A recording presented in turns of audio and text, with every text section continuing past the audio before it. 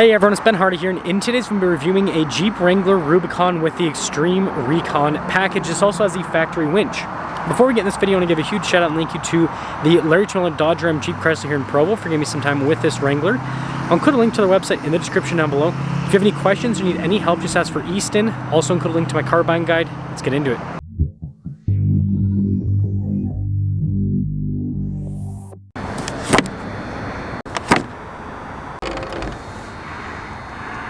Under the hood we have a turbo 2-liter 4-cylinder that goes through an 8-speed. It produces 270 horsepower and 295 pound-feet of torque. Fuel economy is 20 around town and then 22 on the highway.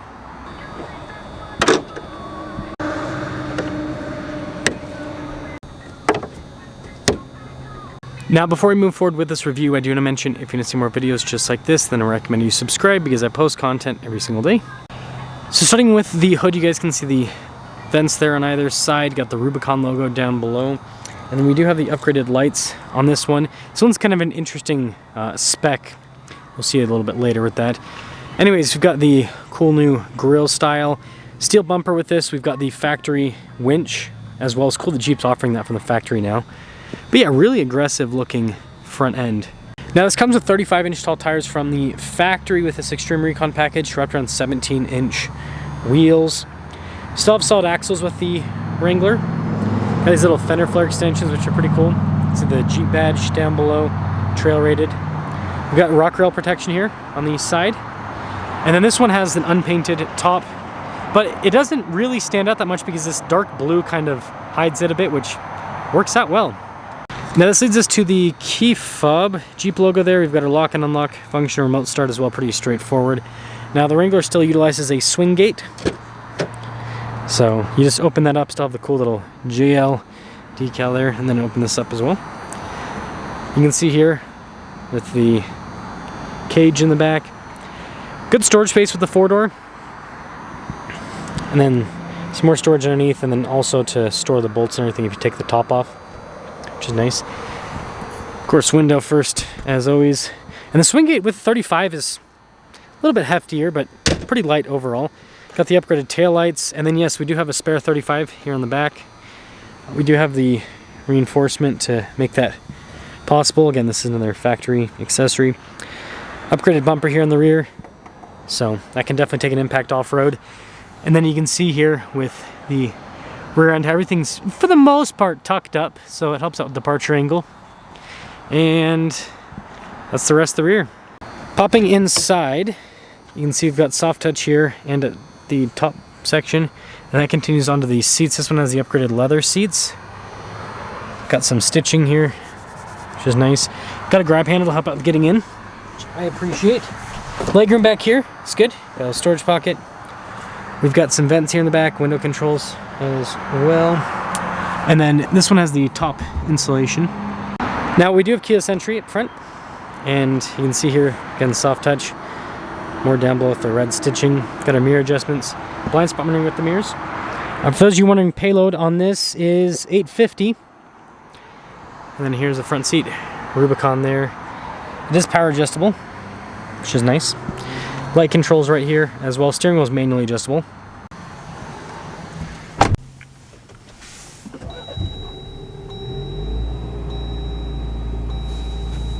Here's a quick look at the steering wheel. We've got soft touch all around. Radio controls in the back. Cruise control here on the front. It does have adaptive cruise control. Some controls there for the center stack. And then you guys can see traditional stocks here in the back. And then the gauge cluster is pretty neat. So it's got analog gauges, which I like quite a bit. Shows you what's happening with the 4-wheel drive system there. And then the center you can scroll through and see different bits of vehicle information, like tire pressure, which is important for off-roading. Now this one does have the dual camera system, so front and rear. Nice setup. And then with the screen, it does take a second for some of the pages to load up, as you can see. But overall, not too bad with the response. You probably noticed that we do have dual zone climate as well as heated seats and a heated steering wheel, which is nice. Got this kind of like fake stitching up top. Very interesting. And then more stitching down below, and even on the grab handle right there, kind of funky. Anyways, we've got all of our radio controls here. We also have our climate controls, dual zone climate, heated seats, heated steering wheel controls. It's all physical with that too. Off-road cruise control. All of our window controls in the center for USB ports and everything. Got your auxiliary switches there, well, buttons rather. And then being a Rubicon, we do have front and rear locking differentials. We also have our sway bar disconnect, and then we've got the 4-wheel drive system with this, just a traditional 2-speed transfer case. And then shifter for the 8-speed auto. Got some cup holders here. Nice trim on the brake. Center console's got some nice trim up top. Not a ton of storage space in the Jeeps, but you know, gets the job done. Regular rear view mirror, and then again with the front part of the top, pretty easy to take off with the latches, and then you do have more insulation up front. Now, you probably noticed this looks like a Rubicon X, but you can see it is not a Rubicon X. That's because it's been turned into one, but with all the a la carte options. So it has like the Napa leather seats. It's got the capability package added to it, convenience group, safety package. It's got the Xtreme Recon package. So it has all the stuff that the X comes with, but it's not an X. But it's the same price, pretty much, $74,435. Kind of interesting, right? See how it performs.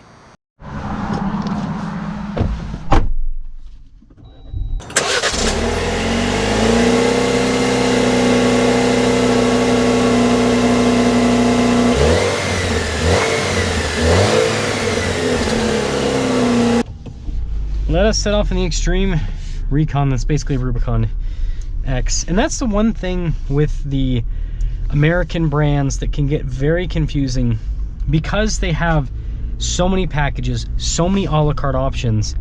You can have two vehicles that are literally the same thing, but they're not called the same thing.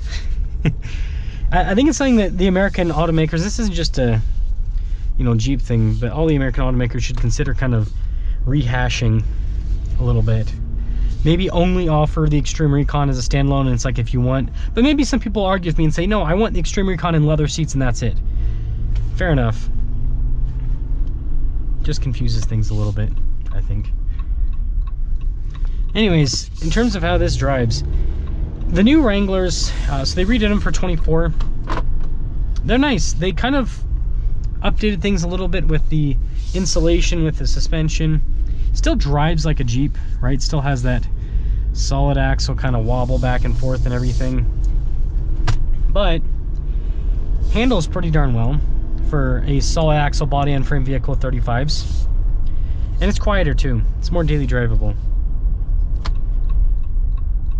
which I think is a good thing and very important. I know that some people kind of like the older Jeeps that were a little bit louder, but with how expensive this is likely to be someone's only vehicle. So it's got to do the off-roading, and then also it's got to do the daily driving stuff. And so being a little bit more insulated definitely helps out. Smooth too. I think overall they have done well with the tuning of everything with this. Again, for what this is, convertible, body on frame. See how the 2.0 performs. It's honestly not too bad. Again, passing power on the highway is going to be a little bit lackluster, but aside from that, I mean, it's pretty solid with its get up and go. Yeah, I'm actually pretty impressed with the handling on this. For being a top heavy body and frame SUV, like I feel like it's pretty controllable. It's a lot more control. I owned a 22392 Rubicon, and this feels a lot more controllable than my Rubicon ever did. So I do think that the changes they've made are meaningful in terms of the drivability of this, daily drivability, I should say. So, in summary, I think that the Xtreme Recon package is really cool. How this one's spec'd out is interesting because, again, it's fully loaded. But it's cool that you can just get a Rubicon and then you can add a, you know, it's like a $4,000-ish package, and you can get something, and then the winch, I mean, that's more money too. But I mean, you just do, if you just did Rubicon, winch, and Xtreme Recon, I mean, you've got an extremely capable vehicle that could basically do, I would say, almost 100% of the off-roading that most people are going to do. Like, the thing about these Jeeps is with 35s, these Jeeps are so capable that you basically have to put yourself in a situation where you have like a pretty high likelihood of either totaling the vehicle or also totaling yourself to be able to like push the limits of it. So it's, I don't know, I think it's a cool rig. But anyways, let me know what you guys think about this Xtreme Recon.